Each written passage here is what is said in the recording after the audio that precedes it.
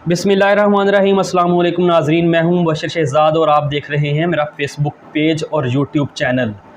नाज़रीन, transgender act 2018 बहुत ज़्यादा इसके ऊपर बहस हो रही है। मैंने इसके ऊपर कुछ रिसर्च की है, वो रिसर्च मैं आपके साथ डिस्कस करता हूं कि क्या ख़िलाफ़ इस्लाम है ये चीज़, क्या इसके अंदर जो मद्देनज़र चीज़ों को रखना चाहिए था वो रखा गया है या नहीं। आज इस केस की शरई अदालत जो है उसके अंदर समाअत भी हुई है और मुअज़्ज़ज़ जो जज हैं इस केस को सुनने वाले, जो शरई अदालत के, उनकी जानिब से इस केस के बारे में क्या कहा गया है वो भी आपको बताएंगे। और जो नादरा के अंदर दरख्वास्तें मौसूल हुई हैं, इंतहाई हैरत अंगेज़ अदाद-ओ-शुमार मेरे पास मौजूद हैं, वो भी मैं आपको बताऊंगा। इन तीनों मौज़ूआत को आज हम डिस्कस करेंगे एक एक करके। सबसे पहले मैं आपको बता दूं कि शाहिद खाकान अब्बासी साहब की गवर्नमेंट के अंदर ये बिल पास हुआ था ट्रांसजेंडर एक्ट 2018 के नेम से। ये है क्या, बेसिकली इसमें यह बताया गया हमें कि ये जो ख्वाजा सरा हैं या जिन्हें आप खुसरे भी कहते हैं, नाचने वाले, तो उनकी हिफाजत के लिए, उनकी प्रोटेक्शन के लिए ये बिल बनाया गया है।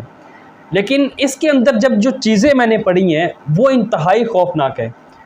मतलब कि कोई भी शख्स है वो नादरा के पास जाए और कह दे कि मैं औरत हूँ, आप मेरा जो है मर्द की बजाय औरत लिख दें, तो नादरा वाले को हक़ नहीं है पूछने का कि मैं यहाँ पे औरत क्यों लिखूँ। जी हाँ, इसके अंदर बाकायदा ये चीज़ लिखी हुई है कि अगर कोई फ़ील करता है, उसके अंदर आदात हैं, तो वो जाके डायरेक्ट नादरा से, कोई मेडिकल बोर्ड नहीं बैठेगा, कोई साइकाइट्रिक्स नहीं बैठेगा इस केस के अंदर, वो डायरेक्ट जाएगा नादरा के पास और वहाँ पे जाके ये चेंज करवा लेगा। ये आदाद-ओ-शुमार मैं आपको बताता हूँ। और पाकिस्तान के अंदर ख्वाजा सरा जो है वो कितनी स्ट्रेंथ के अंदर मौजूद है और जो एप्लीकेशन मिली हैं वो कितनी है, और सारी की सारी गेम कहाँ से स्टार्ट हुई है। सबसे पहले मैं कुरान मजीद की एक नाज़रीन आयत आपको सुनाता हूँ।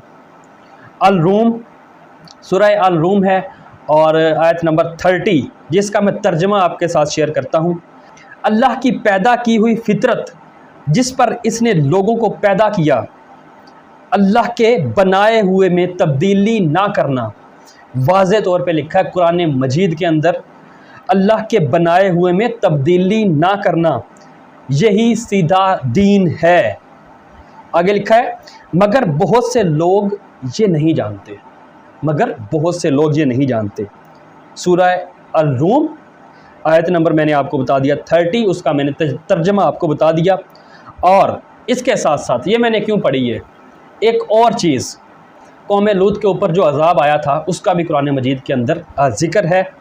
और फिर ये लोग क्यों नहीं समझ रहे, ऐसे बिल क्यों असम्बली में आते हैं और क्यों पास हो जाते हैं सिर्फ चंद टकों की खातर।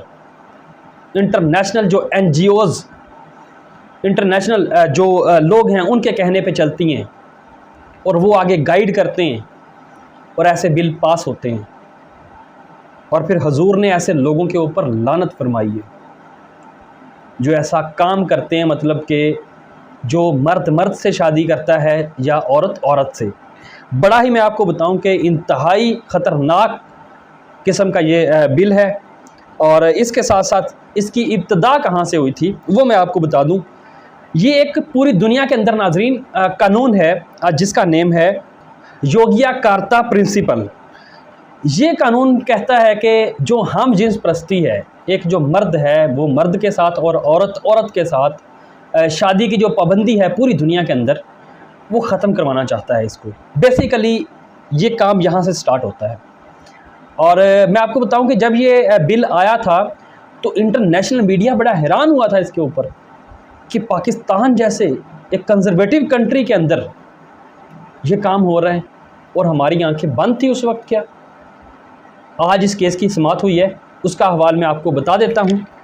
इसके अंदर जो पटिशनर थे वो थे औरिया मकबूल जान, उसके बाद सेनेटर मुश्ताक अहमद जमात इस्लामी से। मैं इनको दाद पेश करता हूँ जमात इस्लामी को इसके हवाले से, जिन्होंने काम किया, बड़ा अच्छा काम किया। उसके बाद ख्वाजा सरा है अलमास बॉबी, उनकी जानब से ये जो बिल बनाया है इसके ख़िलाफ़ आज समाअत हुई है शरई अदालत के अंदर इस्लामाबाद में। और एक और जो इंकशाफ यहाँ पे सामने आया है, आज मैं देख रहा था एक वीडियो, नदीम कशिश, ये भी एक ख्वाजा सरा है, उनकी जानब से कहा गया और बड़ा ये इंकशाफ किया गया कि एक जो है ट्रांसजेंडर प्रोटेक्शन सेंटर बनाया गया इस्लामाबाद के अंदर, और वहाँ पे ये कहा गया कि यहाँ पे जितने भी ख्वाजा सरा है वो रहा करेंगे। लेकिन जब उन्होंने कहा कि हम वहाँ पे जाते हैं, हमें वहाँ पे परमिशन नहीं होती रहने की, उसकी रीज़न क्या है, जब उनसे पूछा गया एंकर की जानब से, तो वो बताते हैं कि वो तो हमारे लिए है ही नहीं, वो तो किसी और के लिए हैं। इंटरनेशनल लोग जो हैं वो NGOs को पैसे देते हैं, वो आगे से जो कॉलेजेस के लड़के हैं वो लड़कियां बन के या ख्वाजा सरा अपना जो वो चेंज करके वहाँ पे रह रहे हैं। उन्होंने लिबास चेंज किया और उनके 2-2 बच्चे हैं, वो लोग वहाँ पे रह रहे हैं। हालांकि बनाया तो इसलिए गया था कि इनको एहसास जो राशन है वो दिया जाएगा, एहसास कार्ड से जो पैसे हैं वो दिए जाएंगे, लेकिन बिल्कुल इसके उल्टा काम ये सारा ये इन्होंने प्रोग्राम में कहा है। और ये मैं आपको बताऊं कि किसी आम बंदे ने नहीं कहा, ये ह्यूमन राइट्स कमेटी जो है उसकी मेंबर है, बाकायदा मेंबर है उसकी, और इनकी जानब से ये इंकशाफ किया गया है। अब हुकूमत को चाहिए कि उस सेंटर को भी देखना चाहिए अब तो, कि उस सेंटर में क्या होता है फिर। तो नाज़रीन, आज वफाकी शरई अदालत जो है उसके अंदर आज समाअत हुई। फ़रतुल्लाह बाबर, अलमास बॉबी और ओरिया मकबूल जान साहब जो हैं इसमें फ़रीक थे, और अदालत की जानब से इनको कहा गया है कि अपनी जो गुजारिशात हैं वो तहरीरी तौर पर जमा करवाने की इन लोगों को हदायत की है। और इसके साथ साथ जो कायम मकाम चीफ़ जस्टिस है शरई वफाकी अदालत के, उनकी जानब से जो बड़ा अच्छा रिमार्क्स दिया गया कि कोई आंखें बंद कर ले तो वो अंधा नहीं होता, कि कोई भी बंदा आंखें बंद कर ले, ठीक है, तो इसका मतलब ये नहीं कि हम उसे कंसिडर कर देंगे कि कोई अंधा है। तो बेसिकली उनका यहाँ पे मकसद ये था कि जो कानून बनाया गया है उसमें कोई मेडिकल बोर्ड नहीं बैठेगा, ये लिखा हुआ है, और कोई डॉक्टर जो है चेक नहीं करेगा कि वाकई ये ख्वाजा सरा है या नहीं, इसके अंदर क्वालिटीज़ हैं या नहीं। लेकिन बस कोई भी बंदा है जो ये समझता है कि मेरे अंदर औरत वाली हिस्स आ गई है और मैं जाऊँगा वहाँ पे जाके चेंज करवा लूँगा। और मैं आप आगे चल के इसकी स्ट्रेंथ बताता हूँ कि कितने लोग जो हैं ये काम कर चुके हैं, और अगर अब भी गवर्नमेंट ऑफ पाकिस्तान को होश के नाखन नहीं लेने तो कब लेने हैं। तो उसके बाद नाजरीन, जो सेनेटर मुश्ताक अहमद के जो वकील हैं उनकी जानब से ये कहा गया कि एक नया बिल जो है हमने सेनेट के अंदर भी जमा करवाया है, जिसमें हमने ये लिखा है कि अपनी मर्ज़ी से जो जिन्स तब्दीली की इजाज़त है जो है वो नहीं होनी चाहिए। ये बिल जो है बड़ा खुश आइन है अगर पास होता है सेनेट से। ये भी अब जो है इनकी जानब से, जमात इस्लामी की जानब से जमा करवाया गया है। अब देखना यह है कि पास होता है या नहीं। अब ज़रा मैं तीसरे नंबर के ऊपर आ जाता हूँ, स्ट्रेंथ कितनी है।